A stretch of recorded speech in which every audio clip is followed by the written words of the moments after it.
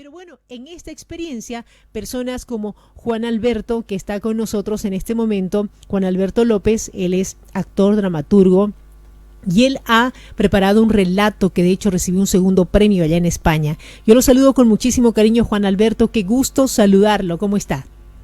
Hola, buenas tardes, ¿qué tal?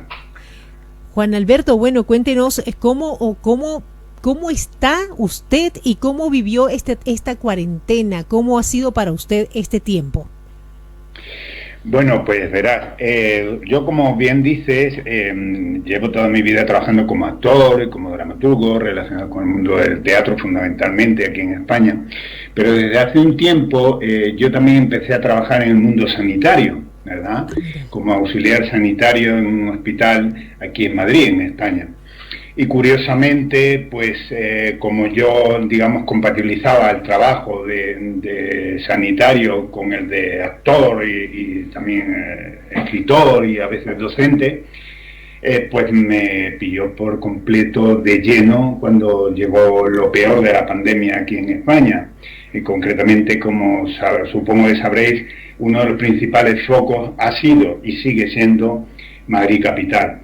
Yo trabajaba en el hospital y te puedes imaginar, o sea, es decir, se suspendieron todas las representaciones teatrales, todos los rodajes, entonces yo me centré durante todo ese tiempo en el trabajo como sanitario. Claro. Y bueno, ¿por qué escribí ese relato junto con otros? Pues por puro desahogo, ¿no? Claro. Pasaba, cuando salía del hospital, después de muchas horas de trabajar allí, estaba en casa, mi pareja estaba confinada, como la mayoría de los trabajadores, y bueno, pues escribía sobre las cosas que ocurrían en el hospital. Ahora, aquí yo quiero hacer una consulta. ¿Cómo es que decide usted ser auxiliar en salud? Es decir, la necesidad, o sea, ¿por qué? ¿Por qué de repente, por qué no quedarse en casa? Bueno, esto no tiene que ver con la pandemia. Esto sucedió un poco antes, como 2 años antes. Pues aquí en España, como bien saben, también en Europa hubo otra crisis. Una crisis que no tuvo que ver con ningún aspecto sanitario, sino más bien con una cuestión económica. Una cuestión económica que afectó a todo lo social y principalmente también al mundo de la cultura. De hecho, nosotros teníamos una empresa de producción y distribución teatral, a través de la cual los conocimos a vosotros en una de nuestras giras internacionales. Y fue para mí necesario, igual que para muchos otros trabajadores, intentar buscar una segunda actividad profesional que pudiera hacernos poder sobrevivir, porque la situación económica por la que estábamos atravesando nos había afectado mucho. Otra de mis vocaciones siempre había sido la sanidad. Lo que ocurre es que yo ya no podía estudiar medicina, no podía estudiar ni siquiera enfermería, y accedí a una serie de cursos de auxiliar de sanitario, aquí se llama celador sanitario, y inmediatamente empecé a trabajar. A mí me gustaba esa tarea, pero nadie me podía, nadie podía imaginar, yo por supuesto menos, que iba a tener que dar, todo lo que yo pudiera de mí en una situación como la que se avecinó un par de años después, ¿no? Claro. Es decir, que esto prácticamente empezó a primeros de este año, pero cuando verdaderamente se puso muy mal fue allá por el mes de marzo. Claro que sí. Ahora, bueno, después cuando comienza este tema de la pandemia, que fue muy difícil, de hecho España, con un alto índice de personas fallecidas, ¿cómo lo tomó, cómo lo tomaste? Te voy a tutear, ¿te parece? Sí, claro que sí. Ya, sí, ¿cómo lo tomaste? Es decir, de saber que estabas de repente en algo que nadie sabía cómo sería la salud, es decir, qué es lo que tenían que necesitar, porque los pacientes llegaban, ¿verdad? ¿Cómo fue esa situación en ese momento, lo nuevo que fue para vos al inicio? Bueno, en nuestro hospital, en el hospital en que yo trabajo aquí en Madrid, es muy peculiar, ¿verdad? Es decir, no es un hospital demasiado grande, solo tiene 2 edificios, es más bien pequeñito y tiene la peculiaridad, digamos, en que los hospitalizados son sobre todo para cuidados paliativos y enfermedades crónicas, salvo una planta que está dedicada también a traumatología y a ginecología. Por lo tanto, la mayoría de los pacientes son de edad muy avanzada y permanecen bastante tiempo ingresados. En eso está especializado el personal y en eso pues yo también he ido aprendiendo muchas tareas. Por eso mismo no fue el primer hospital donde empezaron a ingresar los pacientes de COVID, sino que fue prácticamente uno de los últimos, y fue poco a poco. Yo ya personalmente había empezado ya a oír, a temer, a recibir todo tipo de indicios de todo lo que estaba ocurriendo, antes incluso de empezar el confinamiento. El miedo estaba en el cuerpo, ¿no? El temor, la prevención, el decir qué pasará, cómo se atiende a estos pacientes, qué es lo que habrá que hacer, cómo nos afectará al personal sanitario. Pero hasta entonces no había llegado a nuestro hospital. Entonces empezó a llegar. Empezó a llegar de repente a nuestro hospital cuando la cosa estaba muy mal en Madrid, porque se necesitaban camas, se necesitaban UCI, se necesitaba personal, y entonces empezaron a desalojar de alguna manera a los pacientes y a suspenderse a los pacientes que había y a suspenderse las intervenciones programadas de todo tipo y a digamos habilitar determinados espacios que eran de recuperación de las intervenciones que se hacían en el hospital para convertirlos en UCI. Todo aquello supuso una locura. Al principio fue una planta, después fue otra, hasta que el hospital terminó llenándose de pacientes infectados por el virus. Y claro, también el personal que estábamos allí nos íbamos incorporando, es decir, ahora está la primera planta, ahora está la segunda, y a lo mejor pues yo empecé en otras, o sea, yo continuaba en otras donde no había infectados hasta el día en que me tocó. El día en que me tocó, porque ya prácticamente estaba casi todo el hospital lleno, yo había leído no sé cuántas circulares de prevención por parte de la dirección médica y todo tipo de folletos informativos y tal. Había recibido cursos de cómo utilizar el EPI, el equipo de protección individual, las mascarillas, FFP2, para qué servían las FFP3, las quirúrgicas, etcétera, etcétera. Y todo era miedo en el cuerpo, temor, decir, no estoy preparado para eso. Es decir, yo hice un curso de unos meses, pero yo tenía que prestar mi servicio. Y el día en que mi jefe me dijo, te toca tal planta que está totalmente llena de infectados por esta enfermedad, pues recuerdo, nunca se me olvidará, yo creo, el momento en que accedí a la planta, que estaba completamente aislada de lo poco que quedaba sin COVID, y era como si de pronto yo ingresara al campo de batalla, o sea, pero claro, tal cual. Nunca he ido a la guerra, pues yo tenía no pánico, yo tenía terror, no sabía qué me iba a pasar, era como en mi interior yo estaba como despidiéndome por si acaso, ¿no? Es decir, no sé qué me va a pasar si yo me contacto, porque entonces ahora no se sabe todo sobre este tema, pero entonces se sabía todavía menos, y yo menos aún. Yo tenía miedo, si yo o sea, ¿qué grado de riesgo hay de que yo me contagie o no me contagie al tratar a estos pacientes? Entonces yo seguía al pie de la letra todo lo que yo había aprendido, el curso, digamos, sobre cómo usar el equipo, todo esto duró un día prácticamente, ¿no? Y entré y me puse a trabajar. Al principio, como te digo, con mucho miedo, y luego poco a poco nos fuimos acostumbrando. Hacíamos falta. Ahora, yo te hago esta pregunta. ¿Qué fue lo que más te impactó, esta sensación de entrar a un lugar, decías, como un campo de guerra, que era la sala donde estabas infectada por este virus?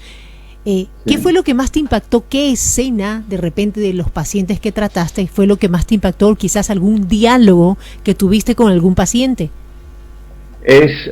Yo creo que son innumerables, por eso yo tuve que escribir estos relatos, ¿no? Es decir, porque son muchas imágenes, muchas experiencias, muchos diálogos, muchos gritos, escenas dantescas por completo, pero digamos que lo peor de todo, lo que más quizá me impresionó fue el caos que había en la planta. ¿Por qué? Porque yo aquel primer día subí a una planta donde menos experiencia tenían los profesionales para tratar ese tipo de pacientes. ¿Por qué? Porque era la planta que antes te mencioné que se dedicaba a la traumatología, donde los pacientes necesitan menos ayuda por parte de los sanitarios, es decir, no usan pañales para contener sus necesidades, no necesitan grúas para movilizarlos, y todos estos pacientes que habían llegado necesitaban de todo, entre ellos cosas que no se utilizaban allí, como por ejemplo los respiradores, ¿no? Claro. Entonces el caos que había entre el personal sanitario,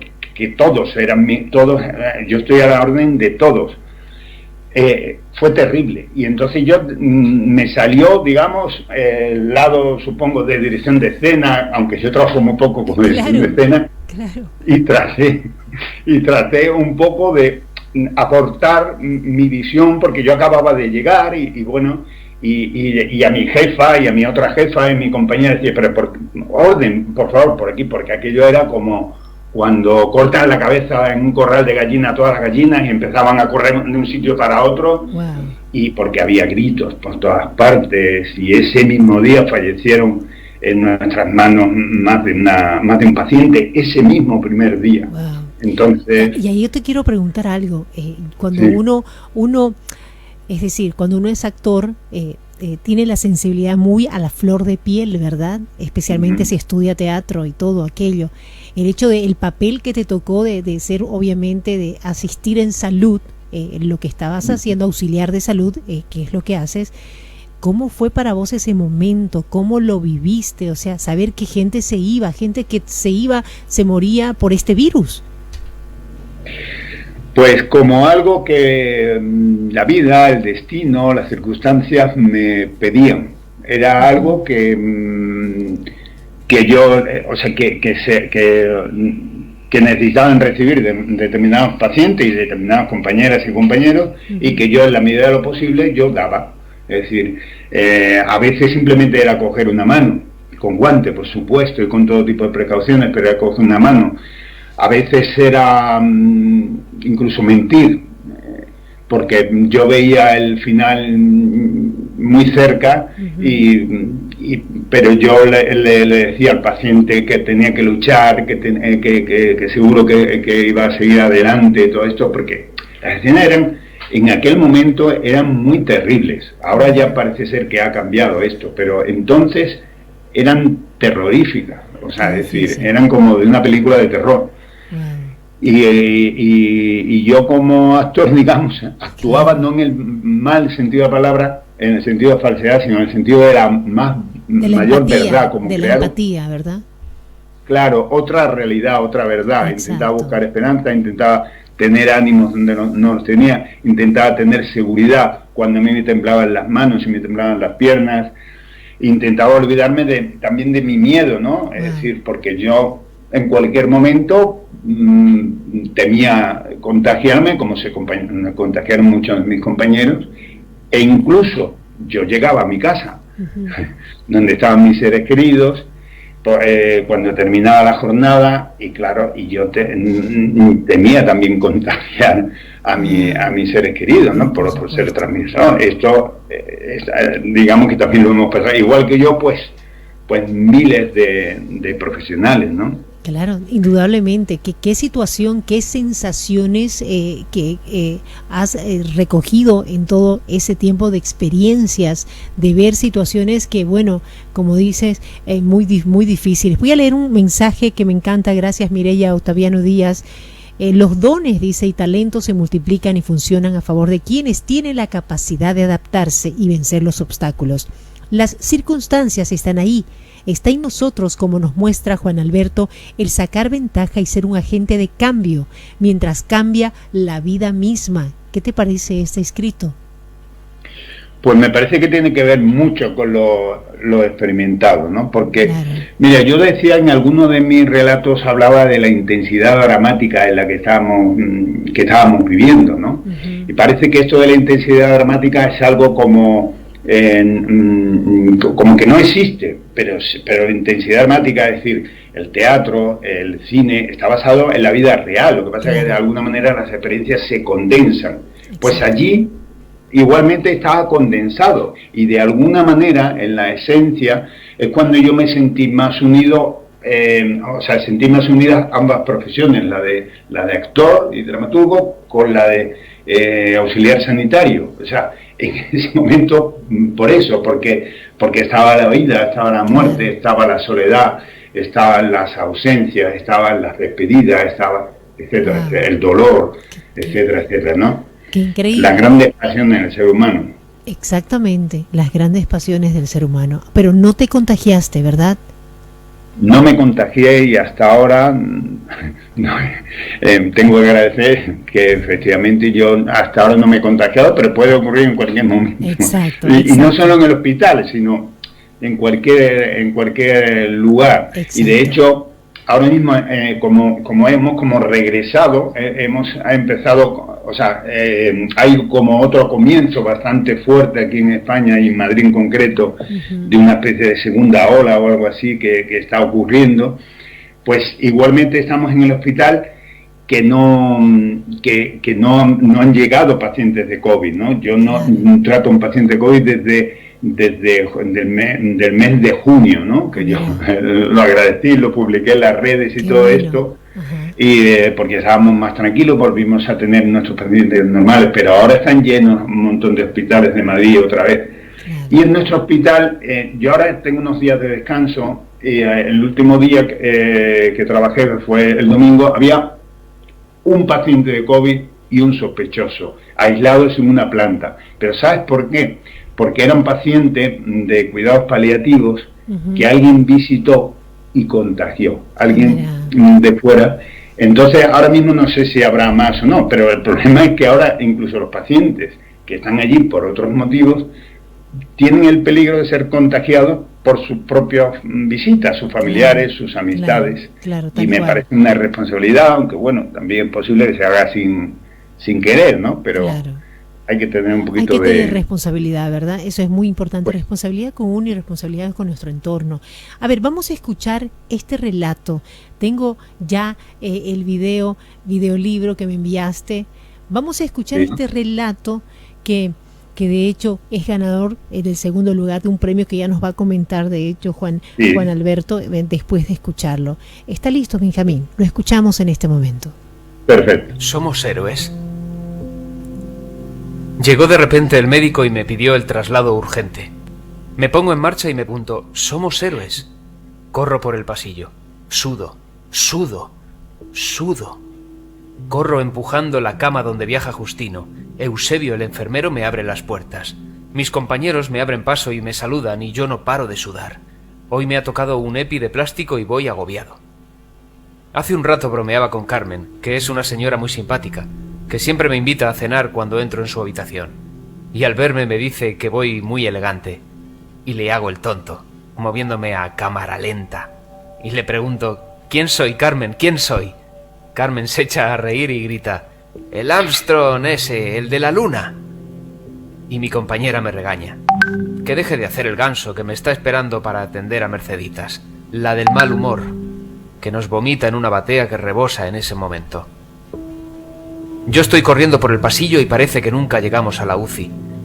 Y no me siento un hombre fuerte. No mido 1,94 ni soy ningún héroe. Me siento un niño. Soy pequeño, con la cabeza grande y las orejas salientes, tímido y fantasioso. Pero la situación real es que Justino lleva una máscara de snorkel que nos ha donado una tienda de deportes, que he conectado a una bala de oxígeno, temblando, porque no soy ningún héroe, porque tengo miedo de equivocarme, porque tengo miedo de llegar tarde. Justino respira con mucha dificultad, pero aún debemos entrar en un ascensor para llegar a la UCI improvisada de la tercera planta. No puedo correr más, soy muy torpe y me tropiezo con la puerta del ascensor. Ayer zarandeé a un paciente que no conseguía movilizar yo solo, y me desesperé, y maldecí y me agobié. No soy ningún puñetero héroe, soy un inútil. Eso es lo que siento contemplando discutir a los responsables de la UCI mientras duermen y entuban con urgencia a Justino. Y compruebo que no puedo hacer nada más que observar y esperar a que me pidan que les ayude a cambiarlo de cama, y sigo sudando, quieto, inútil y llorando como una mierda. No soy ningún héroe, no lo soy. My Life in Yellow. Wow, Juan Alberto, qué relato, así lo viviste. Sí, bueno, pues el relato este en concreto, claro, mezcla diferentes experiencias en realidad, ¿no? Pero la central es el traslado aquel que verdaderamente era muy difícil de vivir. Uh-huh. Y bueno, lo único que es verdad que no me pasa nunca de hecho, hace un momento yo estaba leyendo una obra de teatro mía de hace años, porque quiero publicar un libro de varios textos míos, y a mí realmente yo nunca me extraño, o sea, me resulta extraño leerme a mí mismo, pero estos relatos, curiosamente, me cuesta mucho releerlos y escucharlos en esta ocasión, que lo han grabado un chico que yo ni siquiera conozco, porque me hace revivir determinados momentos que todavía no consigo superar. La verdad es que están muy cercanos, y aunque, digamos, es literatura, ¿no? Evidentemente, porque no es una fotografía de la realidad, es literatura, pero está lleno de realidad. No para de conmoverme porque revive en mí las experiencias pasadas. Totalmente. Me consuela que Eusebio, que se llama así tal cual, el enfermero, uh-huh, cuando hicieron esta grabación, yo fui a ofrecerle la grabación un chico muy majete, fui a ofrecerle la grabación, mira lo que han hecho con esto y tal. Él no sabía nada, ni que yo escribía, ni nada. Uh-huh. Y él me dijo, pues cómo me gusta y cómo nos emociona este relato, pero tengo una noticia de darte que yo no sé si tú sabes. Y digo, ¿qué? Dice, Justino se salvó. Wow, se salvó. Mira, me estremece el cuerpo. Se salvó. Justino se salvó. Y era un señor bastante mayor, pero salió de la UCI, volvió a planta. Lo que pasa es que yo ya no volví a encontrarme con él, no sabía, yo lo daba por hecho que había fallecido, pero no, me comentó Eusebio que se salió de la UCI al cabo de un mes y medio aproximadamente, volvió a planta unos días y por fin le dieron el alta. Pero muchos otros no, y muchas otras no. Así es. Y ahí, pero él sí. Ahí yo quiero preguntarte, de lo que has vivido y el Juan Alberto de antes al Juan Alberto de hoy, ¿cómo es el de hoy? Pues en otro de mis textos también intento explicarlo. Yo creo que, y bromeo con mi pareja casi todos los días sobre el tema, yo creo que soy otra especie de Juan Alberto López, ¿no? Lo que pasa es que yo no dejo de ser actor ni dejo de ser dramaturgo, uh-huh, pero en una especie de conciencia más amplia, uh-huh, que abarca mi profesionalidad como sanitario. Y entonces yo, si antes necesitaba subirme a un escenario y ponerme frente a una cámara o frente a un ordenador a escribir, también necesito ir al hospital, aunque me pese, porque me pesa. Es decir, trabajar en el hospital la verdad es que sí me cuesta, cosa que no me ocurre en el escenario, a lo mejor o es otra cosa, ¿no? Claro. Pero forma parte de mí y recientemente he estado volviendo a representar una función que tenemos, uh-huh, aquí en Madrid, y de alguna manera ese actor es el mismo, pero a la vez es otro. Wow. No sé cómo explicarlo. Es el mismo, pero es otro, ¿no? También porque, bueno, van pasando los años, pero también la experiencia vital se amplía de una manera tan intensa en con esta ocasión de de prestar mi cuerpo, mi alma y mi mente a un servicio tan humilde como el que yo he hecho en el hospital, pero por otra parte creo que tan necesario, pues creo que alguna dimensión, alguna puerta se ha abierto en mí, ¿no? No sé otra forma de explicarlo. Qué interesante, qué interesante. Bueno, hay entonces, hay muchas cosas de repente que te van a desafiar más adelante. Una de ellas es este videolibro que nos has presentado, este relato. Y hay varios relatos, ¿verdad? Entonces, ganador de hecho de un... Contame un poco la participación de ese concurso, por favor, de literatura, donde participaste y ganaste el segundo premio. Ajá. Pues mira, curiosamente... Bueno, hay un sindicato, CESID, profesional, en Madrid, bueno, en España, que tiene una sección que pertenece a Sanidad. Entonces, esta sección de Sanidad del CESID convocó un certamen literario de relatos breves para personal sanitario. A mí me llegó esta noticia justamente en plena apogeo de la pandemia, no sé si sería abril o mayo, en el mes de mayo, una cosa así. Yo ya tenía escrito varios textos de una especie de libro, de conjunto, de memorias que yo titulo Mi vida de amarillo. Mi vida de amarillo es porque en mi categoría profesional en sanidad vamos de amarillo, entonces vamos de blanco y amarillo. Mi vida de amarillo. Y entonces escogí, a mí me pareció una oportunidad excelente para darle algún tipo de salida a estos textos que yo escribía, y envié 2 de los textos, y uno de ellos fue este, que parece que le gustó al jurado, y por eso han dado este modesto segundo premio, que no se puede entregar. Hoy mismo he estado hablando con ellos porque hacía tiempo que no sabía nada, y me dicen, bueno, claro, el premio es tuyo, pero no sabemos cuándo te lo vamos a dar, ni a ti ni a los otros 2 premiados. Qué loco. Porque como la situación en Madrid está como está, pues no lo sabemos todavía. Estaba previsto en este mes, pero parece ser que ahora mismo no saben, pero a mí me hace muchísima ilusión, la verdad. Claro que sí, cómo no. Bueno, Juan Carlos Segovia dice, saludos linda, se me erizó los pelos de la piel al escuchar el relato, solo gracias, héroe.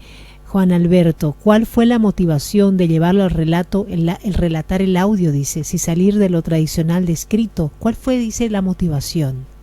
Bueno, fue una iniciativa de este sindicato, ¿no? Es decir, como parte de las actividades que iban a hacer con este certamen era que los 3 primeros premiados se grabarían, de hecho están en las redes, están publicados como audiolibros, que yo me enteré cuando ya estaban hechos, porque también me hubiera gustado mejor participar a mí, pero no.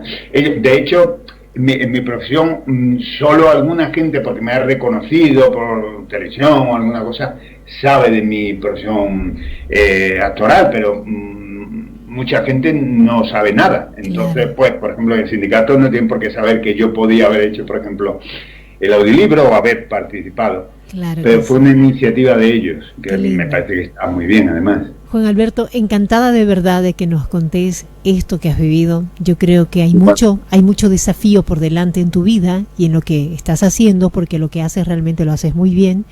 Así que contanos así en breve ¿cómo te desafía la vida ahora? ¿Cuál es el reto? ¿Cuál es el próximo reto para Juan Alberto López? Bueno, pues lo primero, como antes he comentado, yo quiero hacer una recopilación de mis textos dramáticos y me gustaría publicarlo, ¿no? Es decir, que todavía no lo tengo facilitado, ¿no? No tengo con quién publicar. Ese es uno de mis principales ilusiones. Y luego me gustaría continuar con la gira que no para de tropezar y de pararse, de un espectáculo que tenemos aquí con una compañía que se llama La Radical Teatro, de un texto formidable de Luis Vélez de Guevara, que es un autor clásico no muy conocido fuera de España, pero coetáneo, por ejemplo, de Lope de Vega, y muy admirado por Lope de Vega. Es una novela que se titula El Diablo Cojuelo, y que fue una adaptación, han hecho una adaptación en Radical Teatro, Aitana Galán, y la ha dirigido también Jesús Gómez, para teatro. Por primera vez en la historia de la literatura se ha adaptado, lo hemos presentado y tal, pero cada 2 por 3 se interrumpen las funciones, pues porque se suspende el teatro. Y mi ilusión es poder compatibilizar esas tres vocaciones, ¿no? La de escritor, actor y sanitario. Que me encanta. Qué lindo, qué bueno, me encanta tu historia, me encantó que nos puedas compartir lo que hiciste. Aquí me preguntan cómo escuchar nuevamente este relato, ¿dónde se puede la gente de repente ir? ¿A qué red, a qué plataforma? Bueno, a ver, están publicados por CSIT Profesional, es decir, CSIT y luego Profesional, que es una coalición sindical de aquí de España. Entonces, no sé si se puede encontrar, porque el certamen literario se llamaba Ser Más, o sea, ser y luego el signo de más, más 2020, porque Ser Más es el Servicio Madrileño de Salud. Claro. Entonces, no sé si poniendo premiado Ser Más, y de todas formas yo puedo enviarte los enlaces, porque otra cosa no sé cómo decírtelo, como, claro que sí. Envíame, te puedo enviar los enlaces. Envíame los enlaces, yo lo voy a publicar. Para escuchar los tres relatos, además. Yo voy a publicarlo en mi página, entonces ahí la gente, vamos a publicar en la página, aquí estoy en la página de Linda González, por favor, y ahí con muchísimo gusto lo pueden escuchar. Querido Juan Alberto, qué gustazo, te mando un abrazo y muy pronto ojalá puedas volver a Bolivia. Claro que sí, yo encantado que surja esa ocasión. Claro que Muchas gracias. Un abrazo grande, un abrazo virtual, a cuidarse mucho y a hacer lo que le apasiona. Gracias, de verdad. Gracias, Linda. Venga, hasta luego. Un abrazote. Chao, chao. 13:50, este es su programa Aquí Estoy. Qué historia, ¿verdad? Qué historia. Mire, se me ponen los pelos de gallina saber todo lo que nos relató nuestro amigo aquí. ¡Wow!